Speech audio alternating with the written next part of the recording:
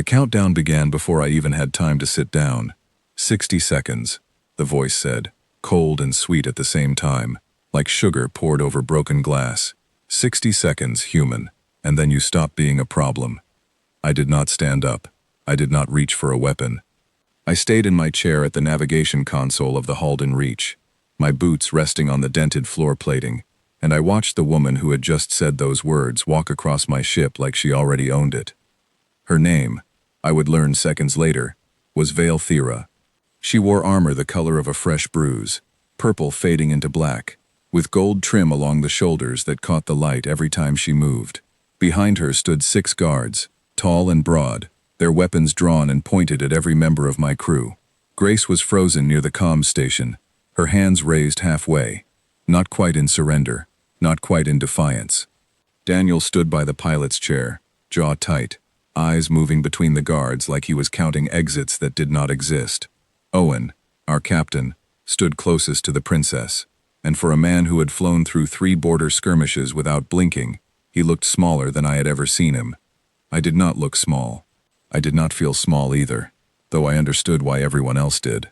"You do not know where you are," Vale Thera said, stepping closer to me. Her chin lifted, her eyes narrowed with the particular kind of confidence that only comes from a lifetime of never being told no. "This is Ayari space. This is my family's space. You crossed a line that was drawn generations before your species learned to walk upright, and now you will pay the price for your ignorance." She said this like she was reciting a lesson she had memorized as a child, because she probably was. I could hear the practiced rhythm in her voice, the pauses in all the right places, the tone that expected fear to follow. I did not give her fear. I gave her a question instead. "Which line, exactly?" I asked. The guards shifted at that.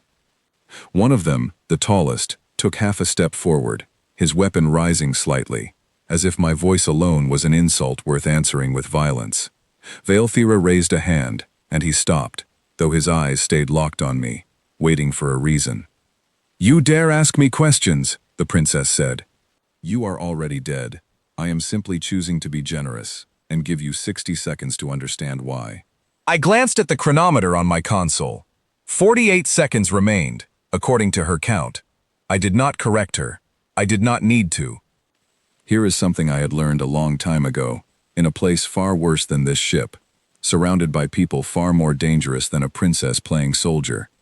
The moment someone starts explaining why you deserve to die, they have already decided not to kill you yet. If death was truly 60 seconds away, she would not be spending those seconds talking. She would be spending them acting. People who are certain do not need speeches. Speeches are for people who need to convince themselves first. So I let her talk. I let her walk around my chair, let her guards fan out and search the ship for weapons they would not find, because we did not carry the kind they were expecting, and I kept my hands folded in my lap, and my breathing slow and even. Grace caught my eye from across the room. She had been with me for 6 years, long enough to know what stillness like mine usually meant, and long enough to trust it even when she did not fully understand it. She lowered her raised hands an inch, just enough to steady herself, and looked away from the guards toward me instead, waiting.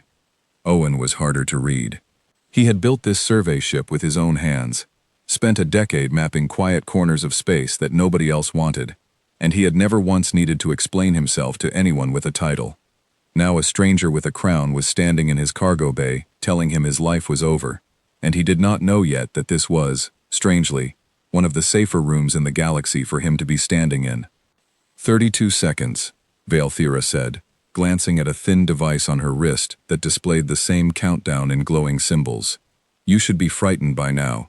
Most creatures are frightened by now. I find your calm disrespectful." "I find your math wrong," I said. The tall guard's weapon rose fully this time, aimed directly at my chest, close enough that I could see the faint hum of the barrel warming. "Say that again," he growled. "Your countdown," I said, keeping my voice level, matching hers in tone. "You started it the moment you boarded." That was not 60 seconds ago. That was closer to 90. So by your own rule, I should already be dead, and yet here I am, still talking to you. For a moment nobody moved. The princess's expression flickered, just barely, a crack in the polished confidence she wore like a second layer of armor. She looked down at her wrist device, as if checking my math, and I watched her calculate the seconds in her head, watched the number land somewhere she did not like. "You are stalling," she said, though the certainty in her voice had thinned slightly, like a rope pulled one strand too tight. "I am not the one who needs to stall," I said. "I am simply the only person in this room who is not in a hurry." Grace made a small sound, somewhere between a breath and a laugh, and swallowed it quickly when one of the guards turned toward her. I did not smile, though something in my chest wanted to. There is a particular kind of quiet that settles over a person once they have already survived the worst day of their life. Everything after that day feels borrowed, and borrowed time is difficult to threaten, because the person holding it has already made peace with losing it. Vale Thyra stepped closer again, close enough now that I could see the fine detail in her armor, the small etchings along the collar that likely marked her house, her rank, her right to stand in judgment over lesser beings. Up close, she was younger than I had first thought, not a child, but not far from it either, in the way that mattered. She had the face of someone who had been told she was destined for greatness before she had ever done anything to earn it. "You do not understand what you have done," she said, quieter now, almost gentle, the way someone speaks to an animal they believe cannot comprehend language. This vessel strayed into a protected corridor. My convoy was traveling through this region under formal escort. Your presence here is an insult to my family, to my station, and to the treaty lines my ancestors bled to establish. I am well within my rights to end this now." "Then end it," I said. The words hung in the air longer than I expected them to. Even the guards seemed surprised, their weapons steady but their eyes flicking toward their princess, waiting for the order that would make good on every threat she had made since stepping aboard. She did not give the order. Instead, she studied me, really studied me, the way a hunter studies a track that does not match the animal they expected to find. I watched her searching my face for the fear that should have been there, the pleading, the desperate bargaining that her tutors had surely told her to expect from lesser species when confronted with death. She found none of it. What she found instead was a woman in her late 30s, with old scars along one forearm, hands that did not shake, and a stillness that did not come from bravado, because bravado always has a tremor hidden somewhere underneath it, and mine had none. "Why are you not afraid?" she finally asked, and for the first time since she had boarded, the question sounded like it came from her, rather than from a lesson she had memorized. "Because I have already done the math on dying," I said, "and this is not what it looks like." 17 seconds. Her wrist device chimed softly, an automated tone rather than her voice this time, as if even her own equipment had grown tired of her countdown. I met her eyes, and did not look away. Owen finally found his voice, quiet but steady. "Nora," he said, careful, like he was asking a question he already suspected he would not like the answer to. "What exactly did you do?" I did not answer him. Not yet. There would be time for that story, and it was not a short one, and this was not the moment for it. Not with guards still pointing weapons at my crew, and a princess still deciding whether her pride could survive backing down in front of her own soldiers. Instead, I looked past Vale Thyra, past her guards, toward the small dark sensor housing built into the ceiling, near the ship's central column. It had not moved, in the 6 years I had owned this vessel. It had not needed to. But I knew, the way you know the weather is about to turn before the first cloud appears, that somewhere behind that housing, something old and patient was listening to every word being spoken in this room, cataloging every face, every weapon, every threat. 10 seconds. The device chimed again. Vale Thyra's hand drifted toward the weapon at her own hip, not raising it, not yet, but resting her fingers near the grip in the way people do when they are trying to remind themselves that they still hold the power in a room that no longer feels like it belongs to them. "You should be begging by now," she said, and this time there was no practiced cruelty in her voice at all, only confusion, raw and unguarded. "Every creature I have ever brought to this point has begged. I am not every creature," I said. 5 seconds. The guards tensed. Grace stopped breathing entirely. Daniel's hand curled slowly into a fist at his side, not out of aggression, but out of the same helpless instinct that makes a person brace for impact, even when there is nothing they can do to stop it. I did not brace. I did not close my eyes. I kept them open, kept them on Vale Thyra, and let her see exactly how little her countdown meant to me. 3. Somewhere above us, deep inside the ship's old systems, something shifted. A sound so faint most people would have missed it. A low hum rising from dormant machinery that had not spoken in years, waking slowly, like something ancient, stretching after a long sleep. 2.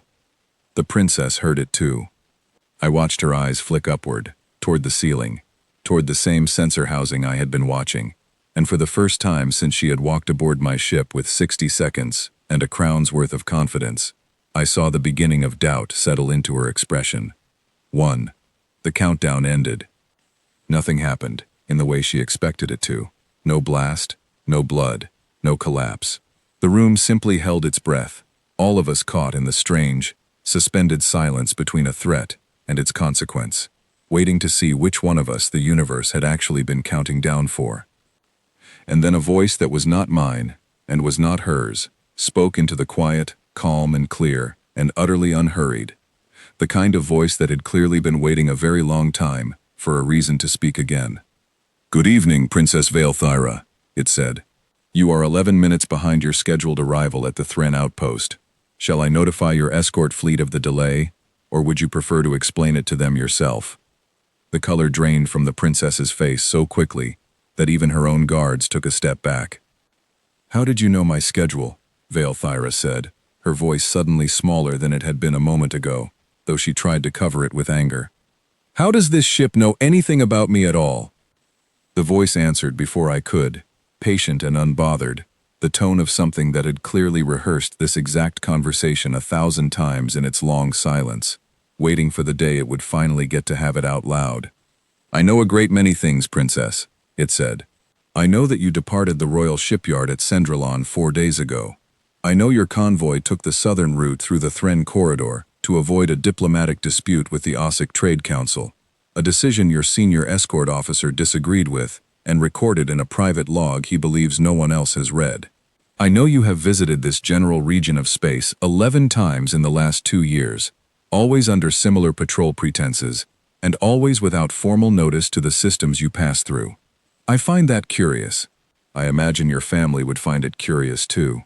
Every guard in the room had gone still, not the stillness of discipline, but the stillness of people who had just realized the floor beneath them was not as solid as they believed. Vaelthyra's composure cracked further, though she fought to hold what remained of it together, chin lifted, shoulders squared. The posture of someone who had been trained since childhood, never to show weakness in front of subordinates, even when weakness was the only honest thing left to show. "You are lying," she said. "This is a trick. A primitive survey vessel does not have access to royal shipping logs." "I am not accessing your logs, Princess," the voice replied. "I am simply observing. There is a difference, though I understand, it may not feel like one to you in this moment." I let the silence stretch a little longer before I finally spoke again, my voice calm, unhurried, matching the tone of the presence that had just spoken from somewhere above us. "You should sit down," I said to her, not unkindly.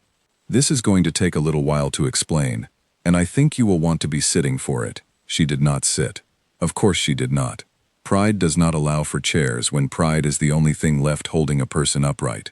But she did lower the hand that had drifted toward her weapon, and she did glance at her guards, silently asking a question none of them could answer, because none of them understood what was happening any better than she did. "I want to tell you something about myself," I said, "and I want you to listen carefully, because I am only going to explain this once." She did not respond, but she did not interrupt either, and I took that as the closest thing to permission I was going to get. 3 years before I ever set foot on this ship, I was part of a relief convoy, heading toward a colony called Kessler's Landing, I said. It was a small place. Farming settlements mostly, a few thousand people who had left crowded systems to build something quiet for themselves out on the edge of charted space. I was not military. I want to be clear about that from the start. I was an engineer. My job was to keep the ships running, not to fight in them. Grace shifted slightly near the comms station, her eyes on me now instead of the guards, because she had heard fragments of this story before, in pieces, late at night, years apart, never all at once, never in full. Owen had heard even less. Daniel had heard none of it at all. The convoy was ambushed 2 days out from the colony, I continued. A group of raiders had been using an old trade blockade to strip supply ships for parts and cargo, and they had been doing it for months without anyone noticing, because the region was remote enough that nobody was watching closely. They expected easy targets, slow ships, minimal defenses, crews who would surrender the moment weapons were drawn. That was true for most of the convoy. It was not true for the ship I was on. I paused, not for effect, but because even after all this time, the memory still required a breath before I could continue past it. "Our captain was killed in the first exchange," I said. Our pilot was wounded badly enough that she could not hold a steady course. Half our crew was gone within the first 10 minutes, and the raiders had already begun boarding 2 of the other ships in our convoy, taking cargo, taking hostages, doing what raiders do when they believe nobody is going to stop them. I did not look at Valthera while I spoke. I looked instead at the small dark sensor housing above us, because it felt, in that moment, like the ship itself deserved to hear this story as much as she did. "I was not trained for combat," I said. "I was trained to fix engines, to patch hulls, to keep a ship breathing when everything around it wanted it to stop. But when the only people left standing on your ship are the wounded and the dead, you stop asking what you were trained for and start asking what needs to be done." So I did what needed to be done. I rerouted every system I could reach. I turned a supply ship that was never meant to fight into something that could, using nothing but the parts we already had on board and the desperation of someone who had run out of other options. It was not clean. It was not elegant. It should not have worked. "It worked," Owen said quietly, more statement than question. "It worked," I confirmed. By the time reinforcements arrived, the blockade had collapsed. Not because of the reinforcements, because of what was left of one damaged supply ship and the decisions made by the only person still capable of making them. The raiders who survived scattered. The ones who did not survive became the reason 3 different species started paying closer attention to how they treated human convoys in contested space. Valthera's expression had shifted somewhere during the telling, from confusion into something closer to disbelief. The particular disbelief of someone realizing that the story they were being told did not match anything they had ever been taught to expect from the species standing in front of them. "That story is not in any record I have access to," she said, though the certainty had drained almost entirely from her voice by now. "That does not surprise me," I said. "Your tutors curated your education, Princess. I imagine they taught you a great deal about treaty lines and ancestral borders, and the proper way to address lesser species who wander into space, that was drawn on a map before either of us was born. I doubt they spent much time teaching you what happens when one of those lesser species decides that surrender is not actually one of the available options." She said nothing. For the first time since boarding my ship, Valthera had run out of things to say, and the silence that followed was heavier than any threat she had made in the last several minutes combined. "I am not telling you this story to frighten you," I said, softening my voice slightly, "because there was no need for cruelty here, only clarity. I am telling you because you asked me why I was not afraid when your countdown reached 0, and I think you deserve an honest answer. I am not afraid because I have already stood in a room very much like this one, at a moment far worse than this one, and I made a choice that changed the outcome. I have already done the math on dying, Princess. I did it a long time ago, and I came out the other side of it. There is very little you can threaten me with that I have not already survived in some form." The tall guard who had raised his weapon earlier lowered it slowly, not out of an order, but out of the simple, instinctive understanding that whatever was happening in this room had moved far beyond anything his training had prepared him for. Grace finally exhaled, a long, slow breath she had clearly been holding since the countdown began. Daniel's fist unclenched. Owen looked at me the way he had never looked at me before, somewhere between pride and quiet alarm, the expression of a man realizing he had been flying alongside something far larger than he had ever understood. Valthera looked, for the first time since she had stepped aboard, genuinely young, not weak, not foolish, simply young, in the particular way that comes from realizing the world is larger and stranger, and far less predictable than anyone had ever bothered to tell you. "Who are you?" she asked quietly, and this time the question held none of the arrogance it had carried before. This time it sounded like something closer to fear, though not the kind of fear she had expected to feel when she walked aboard this ship. My name is Nora Bishop, I said.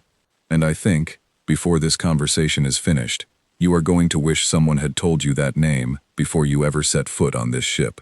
The name meant nothing to her. I could see that clearly in the way her eyebrows drew together, searching some internal record for a match and finding none.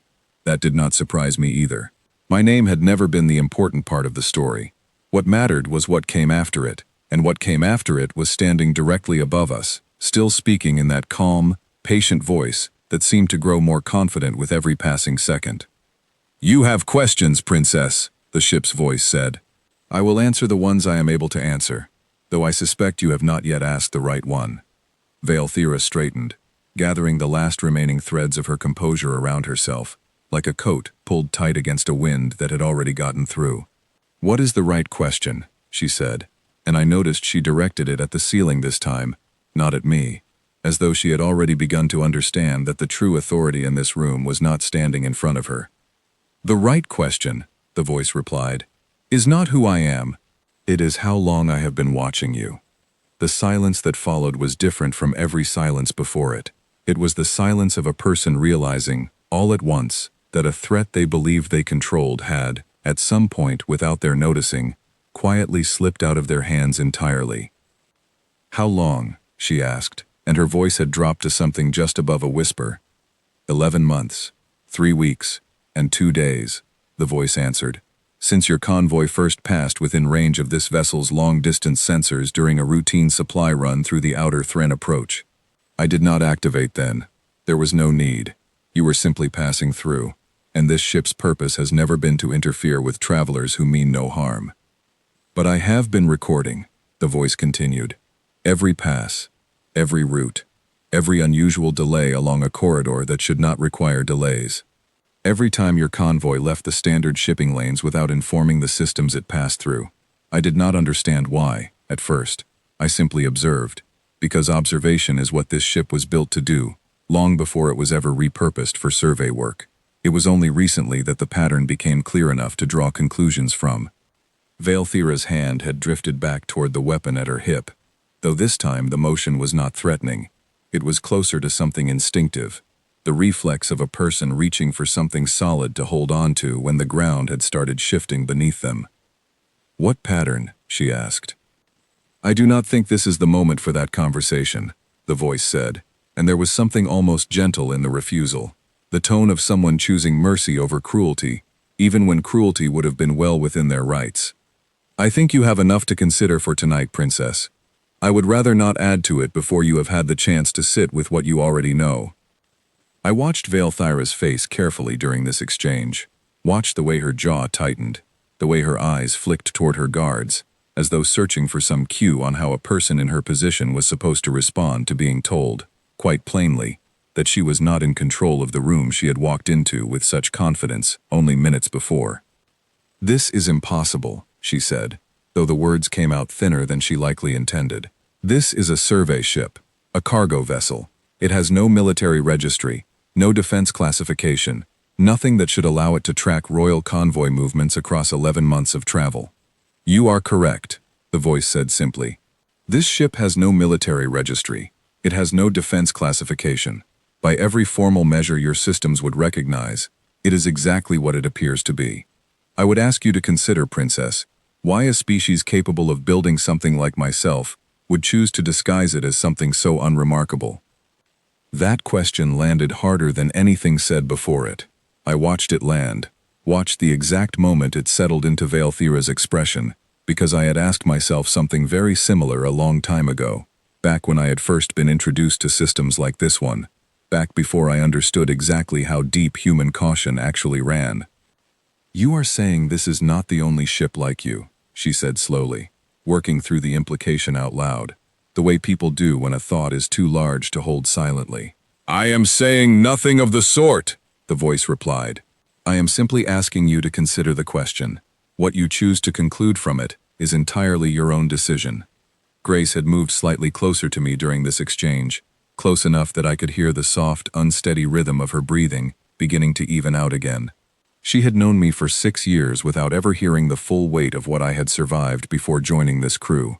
and I could see in her expression that she was beginning to understand there was a great deal more to learn, not just about me, but about the ship we had been living and working on, without ever fully realizing what it actually was.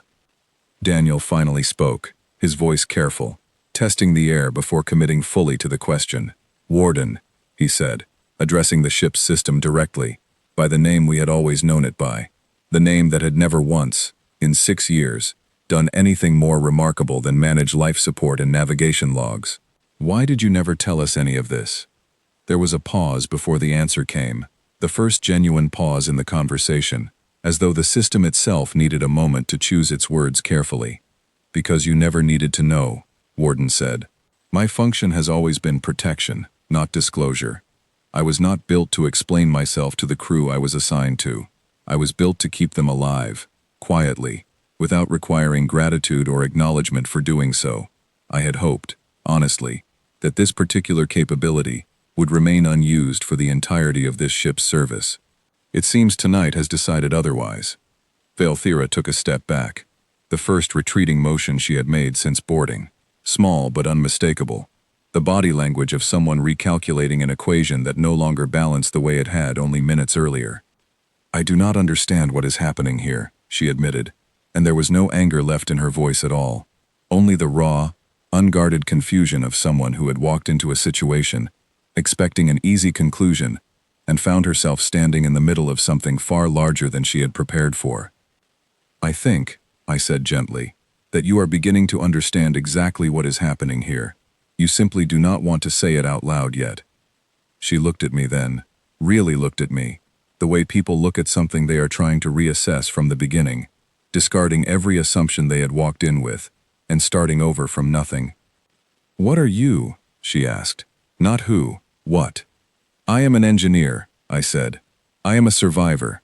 I am someone who has already stood exactly where you are standing now, except from the other side of a countdown, and I promise you, Princess, the view is very different depending on which side you are on."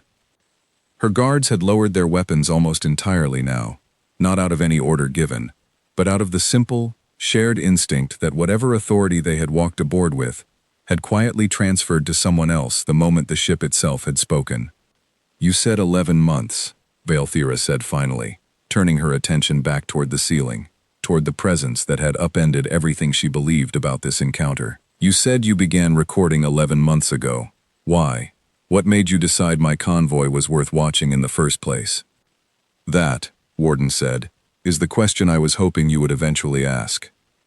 I felt something shift in the air of the room, subtle but unmistakable, the particular quiet that settles over a space right before something significant is about to be revealed. I had been waiting for this moment since the countdown had first begun, because I already knew, better than anyone else standing in that cargo bay, exactly what Warden was about to say, and I knew that once it was said, there would be no possible way for Valthira to walk back out of this ship the same person who had walked in. "Because your convoy's unauthorized detours were not random," Warden said. "They followed a pattern that matched, almost precisely, the movement signatures of 3 unregistered vessels my systems had already flagged as suspicious 8 months prior, operating in direct violation of interspecies trade agreements your family's house had personally signed and sworn to uphold." Valthira went very still. "I do not know what you are referring to," she said, but the tremor beneath the words told a very different story than the words themselves. "I think you do," Warden said, not unkindly, but without any softness left in it either. "I think you know exactly what those detours were for, Princess. And I think, before tonight is finished, you are going to have to decide whether you would rather explain that to me, or to your family." Valthira's eyes moved from the ceiling to me, then to her guards, then back to the ceiling again, as though she were searching for a direction to run that did not exist in this room. I understood that feeling. I had felt it myself once, a long time ago, standing on the deck of a dying ship, with nowhere left to go, and no one left to save me but myself. "I do not answer to a machine," she said, though the defiance in her voice had grown thin and brittle, like ice stretched too far across water that had already begun to warm beneath it. "You do not have to answer to me," Warden said. "I am simply a witness.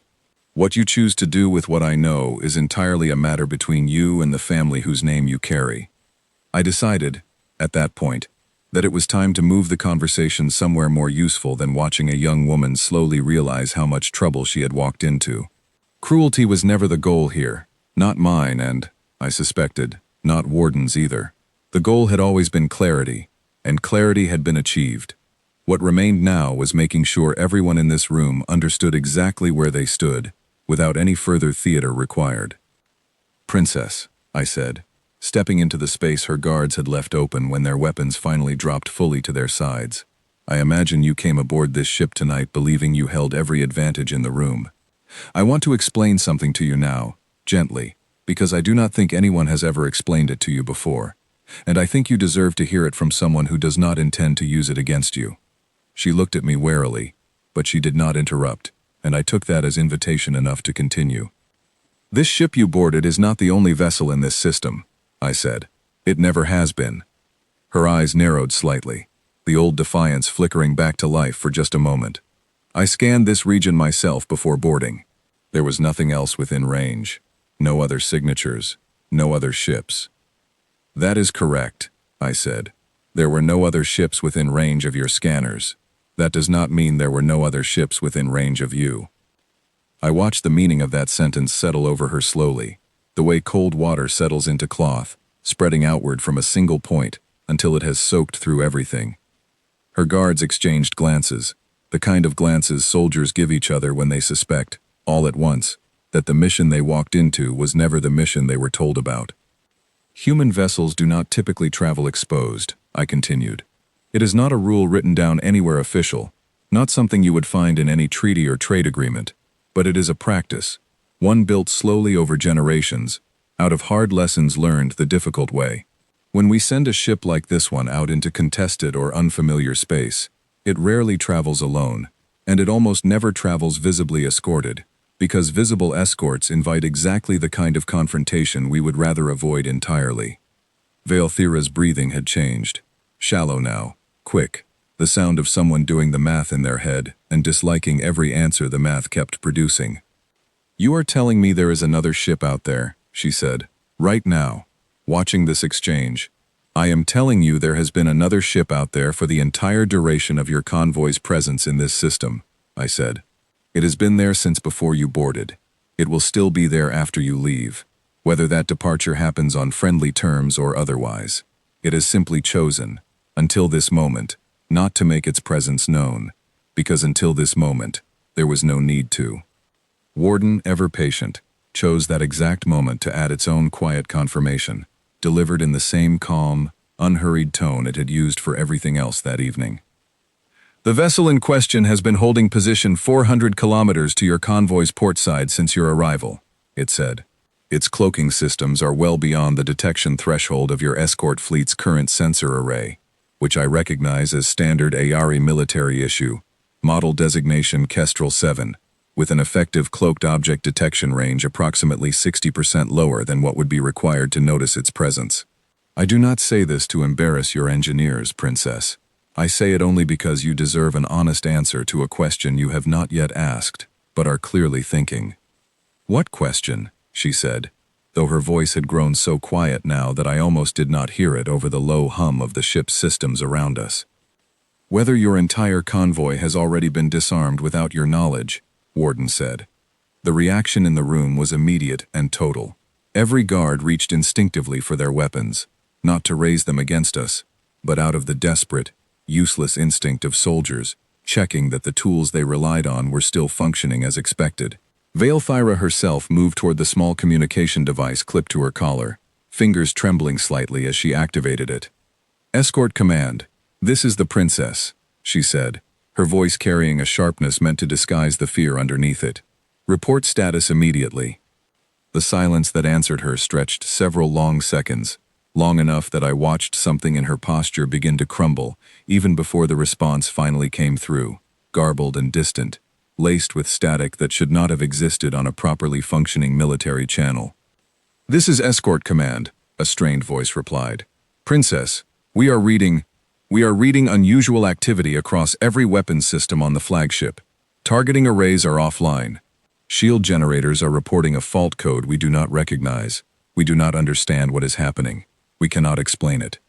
Veilthira's hand fell slowly away from the communicator, her face draining of what little color remained in it. You did this, she said, turning back toward me, toward the ceiling, toward everything and nothing at once. Because in that moment, there was no longer a clear target for her accusation, only a growing, dawning understanding of how completely the situation had shifted beneath her feet. I did nothing, I said honestly. I have been sitting in this chair the entire time you have been standing in my cargo bay. I do not control that other vessel. I do not need to. It has been doing exactly what it was always going to do, on its own schedule, without requiring anything from me at all. Then why? She asked, her voice cracking now. Finally, after everything, cracking under the weight of a night that had gone so thoroughly and completely against everything she had walked in expecting. Why has it waited until now? Why not disable us the moment we arrived, if that capability existed the entire time? Because there was no reason to, I said. Your convoy was not attacking anyone when it arrived. It was simply present, in a system that already had eyes on it, and presence alone has never been a crime worth punishing. It was only once you boarded my ship, drew weapons on my crew, and began a countdown toward killing me, that the calculation changed. You created the reason, Princess. Nobody else did that for you. She stood very still for a long moment, absorbing that, and I could see the moment the last of her earlier certainty finally gave way entirely, replaced by something far more honest, something closer to the fear she should have felt from the very beginning of this encounter, back before pride had convinced her that fear was beneath her station. What happens now? She asked, and the question was smaller than anything she had said since boarding, stripped entirely of the arrogance that had carried her through the first half of this night. Now, I said, we talk, properly this time, no countdowns, no weapons, just a conversation between two people who both, I think, have a great deal to learn about each other tonight. Veilthira sat down this time. I watched her do it, watched the moment her pride finally released its grip on her posture, and she lowered herself onto the edge of the crate nearest my console, her guards standing awkwardly behind her, unsure whether to remain at attention or follow their princess into whatever this new, uncertain territory had become. I want to understand, she said quietly. Not the threats, not the ship watching us. I want to understand why your species behaves this way, why you hide strength instead of displaying it. Every species I have ever studied displays its strength openly. It is how power is measured. It is how respect is earned. That is a fair question, I said, and I meant it. It deserved a real answer, not a dismissal. And I had given this particular explanation enough times in my life to know exactly how to offer it, without sounding like I was lecturing a child, even though, in many ways, that was exactly what this conversation had become. There was a time, a long time ago, when humans did display their strength openly, I said. When we first began traveling beyond our own solar system, we were proud of what we had built. We announced ourselves. We flew our best ships forward first, weapons visible, banners raised, the same way most species still do today. We believed that confidence was a form of safety, that showing strength would discourage anyone foolish enough to test it. We were wrong. Veilthira leaned forward slightly, listening now in a way she had not listened to anything since boarding this ship, and I continued, choosing my words carefully, because this part of the story mattered more than any of the parts that had come before it. There was a fleet, once, called the Halverson Expedition, I said. It was humanity's first major diplomatic mission beyond our home systems, sent out with exactly the kind of open confidence I just described. Best ships, clearest intentions, no hidden weapons, no concealed capability, nothing but good faith, and the belief that good faith would be met in kind. It was not met in kind, was it? Veilthira said quietly, already understanding where this story was heading, because stories like this one rarely end any other way. It was not, I confirmed. A coalition of 3 species intercepted that expedition in neutral space, decided that open confidence looked a great deal like weakness, dressed up in nicer clothing, and attacked without warning. Every ship in that expedition was lost. Every person aboard those ships did not come home. It remains, to this day, the single greatest loss of life in the entirety of human spacefaring history. The silence that followed was different from every silence that had come before it in this conversation. This one was not born of fear or confusion. It was born of something closer to grief, second-hand and unfamiliar, but genuine all the same. The particular quiet that settles over anyone who begins to understand the true cost of a lesson they had never been taught to expect. "I am sorry," Valethira said, and she sounded like she meant it, which surprised me more than almost anything else that had happened that night.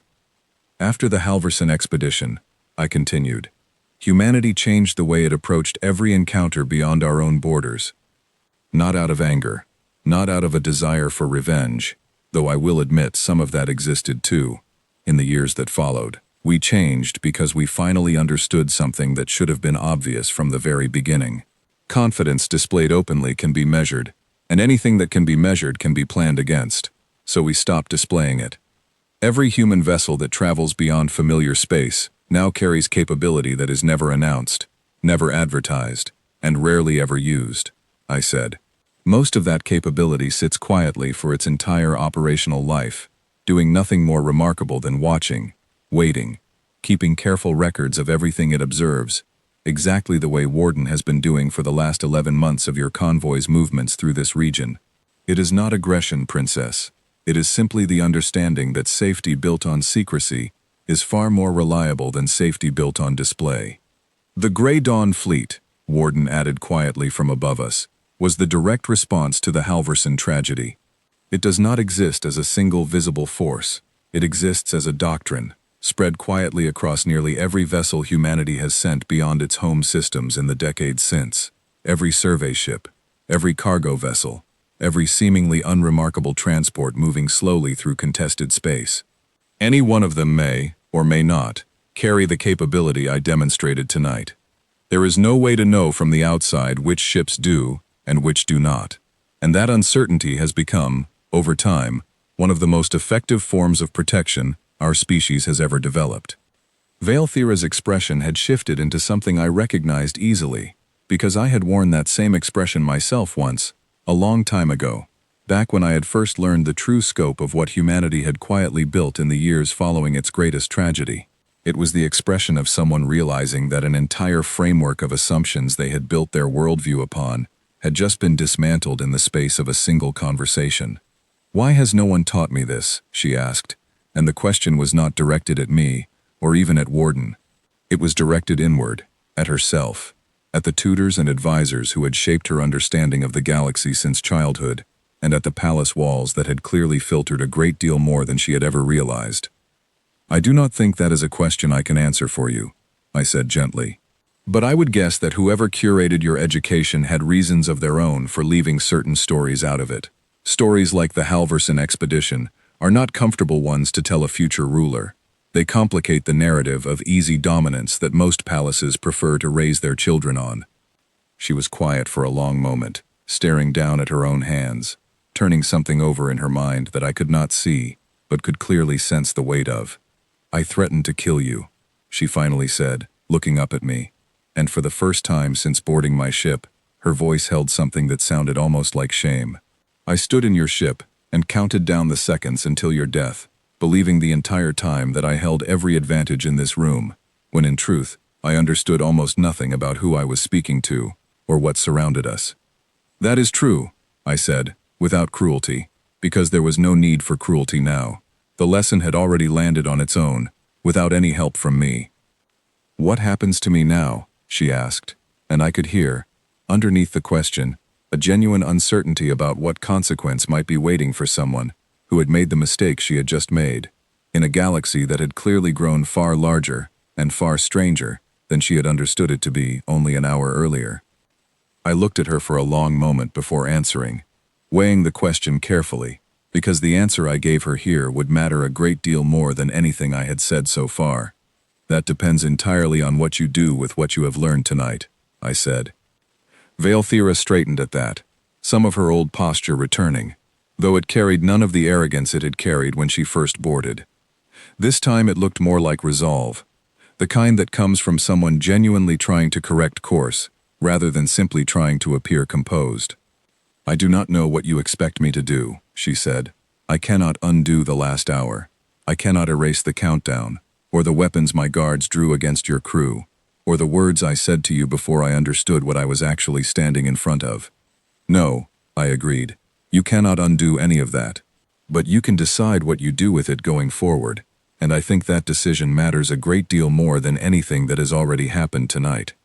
Warden, I said, addressing the ceiling directly this time, what is the status of the Princess's flagship? All primary weapon systems remain offline, Warden replied. Shield generators have been restored to minimal functionality, sufficient for standard travel safety but insufficient for combat engagement. No permanent damage has been done to any system aboard the vessel. Everything that has been disabled can be restored through normal maintenance procedures once your convoy has departed this system. You disabled an entire flagship without firing a single shot, Valethira said, and there was something almost like awe buried underneath the disbelief in her voice now, the beginning of genuine respect replacing the fear that had dominated the earlier part of this conversation. We did not need to fire a shot, I said. That has always been the point, Princess. Violence is not the lesson here. It never has been. If this had been about violence, your convoy would have been destroyed the moment you drew weapons on my crew, and neither of us would be having this conversation right now. Then what is the lesson? She asked. I thought about that question carefully before answering, because it deserved a real answer, not a simple platitude offered to smooth over an uncomfortable moment. The lesson is that strength does not require display to be real, I said. You walked onto this ship believing that the visible power in the room belonged entirely to you. Your guards, your weapons, your title. All of that was real power, Princess. I do not dispute that. But it was not the only power in this room, and the moment you assumed it was, you made a decision based on incomplete information. That is the mistake I want you to remember from tonight. Not the countdown, not the fear, the incomplete information, and what it nearly cost you. She absorbed that slowly, nodding once, the motion small but genuine. There is one more thing, Warden said, and something in its tone shifted slightly, carrying a note of finality that told me the conversation was approaching its natural conclusion. What is that? Valethira asked, bracing herself, clearly expecting one final unpleasant surprise to close out a night that had already delivered more than its share of them. I have recorded this entire exchange, Warden said. From the moment you boarded to this current moment, I intend to release it, unedited, across an open channel accessible to your home system upon your departure from this region. Valethira's face went pale again, faster this time than it had at any previous point in the conversation. You cannot, she said, her voice sharp with genuine alarm. My family will see this. My advisors will see this. Every house with any standing in the ARE compact will see this. That is correct, Warden said, unmoved by the alarm in her voice. That is precisely the intention. I understood, immediately, why Warden had made this decision, and I understood it well enough that I did not intervene, even though I could see the panic beginning to build in Valethira's expression, as the full weight of the consequence settled over her. You are punishing me, she said, looking at me now instead of the ceiling, as though I might intervene on her behalf, as though I might convince the ship to reconsider. I am not punishing you, I said honestly. I am simply making sure the lesson you learned tonight does not disappear the moment you leave this ship. You said yourself that your tutors curated your education, that certain stories were left out of what you were taught. I think it is worth asking why that curation happened in the first place, and I think your family deserves the chance to see exactly how close tonight came to becoming a very different kind of story, one that would have started a conflict neither of our peoples actually wanted. This will humiliate me, she said quietly. Perhaps, I said, but humiliation heals, Princess. It is uncomfortable, and it will not feel fair tonight, or tomorrow, or perhaps even for some time after that. But it will heal, and what it leaves behind, once the discomfort fades, is understanding. That is worth more than the alternative Warden could have chosen tonight, and I think, given enough time to consider it, you will come to agree. She was quiet for a long moment, staring at nothing in particular, working through the shape of what her life would look like once this recording reached the ears of everyone she answered to. What was the alternative? She finally asked, though I suspected she already knew the answer, and simply needed to hear it spoken aloud to fully understand how much mercy had actually been shown to her tonight. The alternative was your flagship, disabled permanently, left drifting in this system until a rescue arrived to explain to your family exactly what happened here and why, I said. Or worse. I do not think either of us wants to discuss the version of tonight where Warden decided mercy was not the appropriate response to a countdown aimed at killing me. Valthira nodded slowly, understanding fully now, and something in her posture finally settled, the last of her resistance giving way to a quiet, resigned acceptance of the consequence she had earned through her own actions. I would like to apologize, she said, turning toward Grace, toward Daniel, toward Owen, addressing each of them individually, rather than offering a single blanket statement meant to cover the entire crew at once. I frightened you. I threatened people who had done nothing to warrant that threat, based on assumptions I never bothered to question. That was wrong, and I understand now that it was wrong, and I am sorry. Grace was the first to respond, her voice steady now, the fear of earlier fully replaced by something closer to cautious respect. Apology accepted, she said, though I would recommend a bit more research before your next border patrol. A small, surprised sound escaped Valthira, not quite a laugh, but close enough to one that I saw her guards exchange glances behind her, clearly unused to seeing their princess capable of anything resembling humor after an encounter like this one. I think that would be wise, she agreed. I stood up from my chair for the first time since the countdown had begun, my legs stiff from sitting so still for so long, and extended a hand toward her, an old human gesture that I was not entirely certain would translate, but offered anyway, because it felt like the right way to close out a night that had begun with a countdown to death and ended somewhere far more complicated and, I hoped, far more useful. She looked at my hand for a moment before understanding what it was for, and then reached out and took it, her grip firmer than I expected, the grip of someone who had decided, somewhere in the last several minutes, that she would rather learn from this night than simply survive it. Go home, princess, I said. Learn what your tutors did not teach you, and the next time you meet a human ship in contested space, ask questions before you start counting.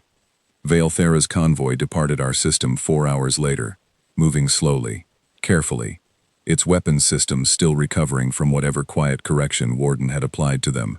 I watched the flagship shrink into the darkness from the observation window near the cargo bay, Grace standing beside me, Daniel and Owen a few steps behind. All of us quiet in the particular way people become after surviving something that had, for a handful of very real minutes, threatened to end very differently. You could have told us sooner, Owen said eventually, not accusing, simply tired, the kind of tired that comes after adrenaline finally drains out of a body that had been running on it for far longer than it should have. I could have, I agreed, but some stories are heavier to carry than others, and I did not want you carrying that particular weight, unless a night like tonight ever actually arrived. I am sorry it finally did. He nodded slowly, accepting that, though I could see him already turning the conversation over in his mind, filing it away next to a dozen new questions he would likely ask me over the following weeks, once the shock of the evening had fully settled. Warden's broadcast reached the Ayari home system 19 days later, delayed only by the ordinary limits of distance and signal travel across open space. I did not witness the reaction directly, of course. None of us did.